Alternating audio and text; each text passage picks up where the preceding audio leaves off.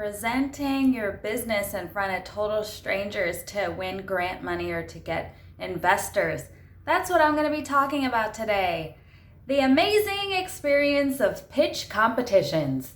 What order to put things in and how to stay under time. I'm going to talk about that today. And our special guest is Dramina.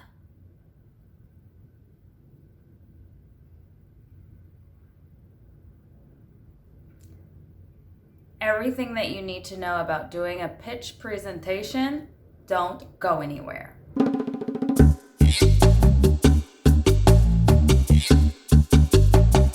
I went through a 2-week boot camp on pitching and came away with a few things. Also, just watching pitch after pitch after pitch, I broke it down into what are the key ingredients with what is required and how to deliver a great pitch.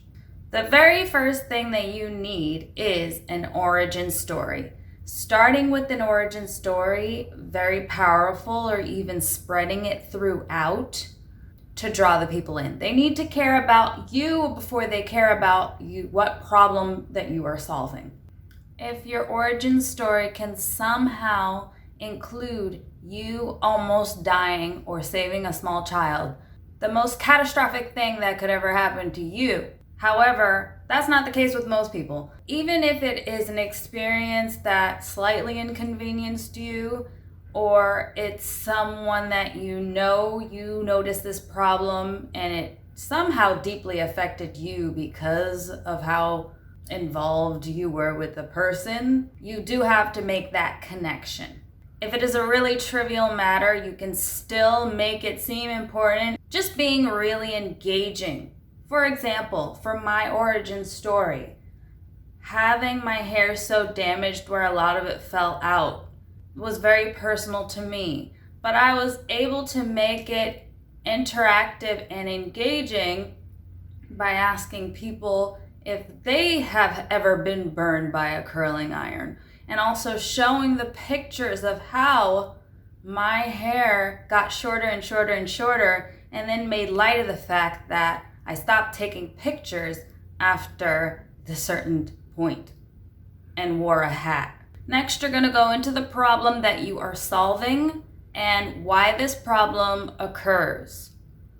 You're also then going to go into the solution for the problem, which the solution will be your business. Now you can make it a generic solution and then get into your actual business later on, or actually just start off with listing the services or images of the physical product.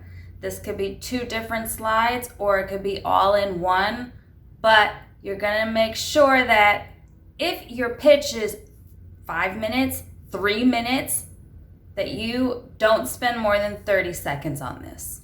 After solving the problem, you then go into your value proposition. This is where you need to spend the most time because it will talk about what does your customer get and why is that a good thing. The value that they're getting, the cost of your product and service. If you're mentioning any competitors and why you're better than them, this is the time to do it.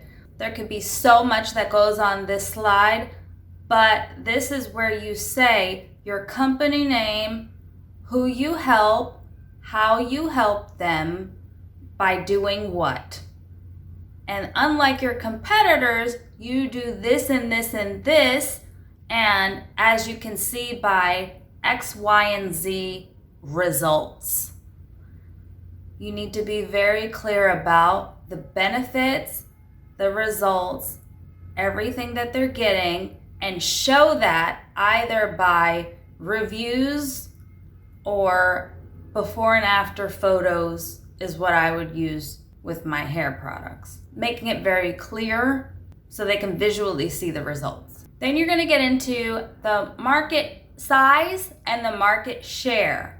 Your category, your industry, you can find this through Google. You can find this in some of your competitors' literature as well. Investors or even companies giving out money want to know, why should they care about this area? How many people are affected? millions, billions. You want to show that. And then you want to show what is the serviceable market size, meaning within the area that you're serving, how many people are affected there. And then your actual goal of how many people that you want to go after, which is going to be the target market. What's great about this is if it's like 5 billion people are affected, there's 1 billion people in my area, but I'm only going after 1,000 people, which is less than a centenths of a percent. There's so many people affected and you're definitely going to hit your goal. Your target market and your niche does need to be identified.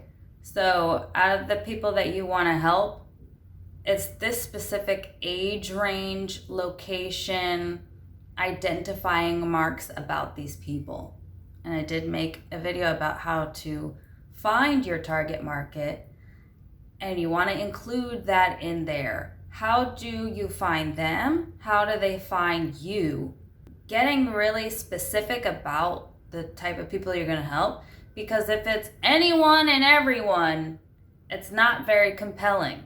The next slide is the favorite part for the audience, not exactly for the presenter. Because now you want to talk about how well you're doing. What results have you been getting for going after your target market? Where are you right now? And where are you going to be based on where you are right now? The financials.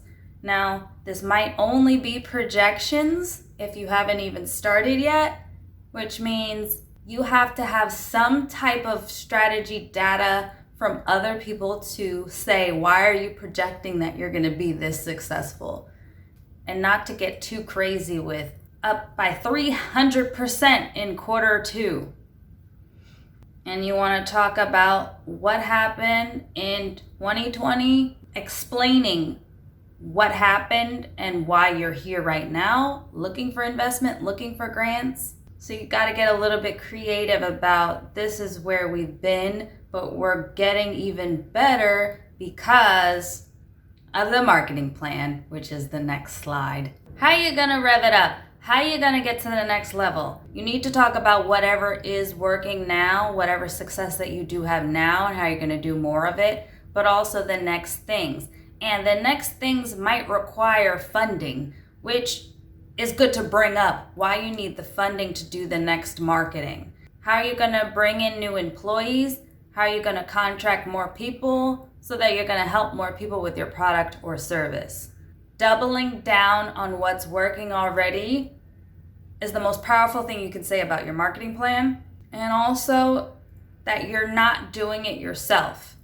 Who you have to help, what support that you have to get to the next level. With all this growth that you have, with all these customers that you're helping, you have the support in place for the customer service, customer retention, the marketing, fulfilling the services and the products for the customer. And that is where your team organization comes in. If you are a one-man operation, your team is all the support that you need to actually get your service to the customer. Maybe you built the website yourself, but you have a website host, or you have some marketing platform that your website host does for you. Maybe you ship your products yourself, but you're not carrying the products, are you? There are postal services and carriers. That might be your team. Maybe you are writing all your blogs and you're doing all of your social media yourself. But maybe there are freelancers and virtual assistants, whether you use them consistently here or there or about to use them here or there, they're going to go on your slide too. Any contractors, any fulfillment services, anyone that helps you, legal services, accountants, you can't do absolutely everything. So there's no reason why there should only be one person on this team slide. You can also then have descriptions for positions that you are about to fill. If you are going to be hiring a marketing person, operations person, content manager, and why you need funding to get those positions filled. Hopefully you did not get cut off by this time. This is where you're gonna have your social media handles, your website, any way for them to contact you, and you will be answering questions. If you have time left over, you actually didn't read off the slides, you just had your 2 to 3 sentences per slide to say and you got through it, that means you can recap. And if you have time to recap your value proposition. Say it again, say you need funding and have the support in place, and we'll be hiring the support to do your value proposition. Now let's hear from Jermina. Giving a presentation can be so stressful, and the most important, pivotal, vital thing that you should be doing is getting a good night's rest. And the best way to do that is to just calmly breathe before bed, imagining the worst scenario possible for your presentation so that you get it out of the way and you already know there's only one way to go: up. Jermina, I agree that getting a good night's sleep is so important, but if you are putting scenarios into your mind before you go to sleep, isn't that just going to create nightmares? If you're prone to nightmares, then I would not suggest that you take that direction. I would suggest that you only think about the best possible outcome and the best circumstance. You do that over and over and over so that your expectations are perfection and you will only dream about the perfect presentation delivery. I do like to run through the best possible outcome a few times while I'm practicing. However, I don't want to get my hopes up so high where I feel defeated if I forgot a word or didn't make it in time. Well, if you don't find any of those two the best for you personally, because everyone is different, then I would suggest that you just go in the middle. And in the middle is really having no expectations at all, whether that be positive or negative. It's really just to give up and not care, knowing that you did all the work and whatever happens, happens. I think that really it's just having a positive outlook that you've practiced it enough times, you've done the work, and to know that just go in there and have fun and try to get smiles and interest out of it. Focus on the good that comes from this and know that you're only going to get better.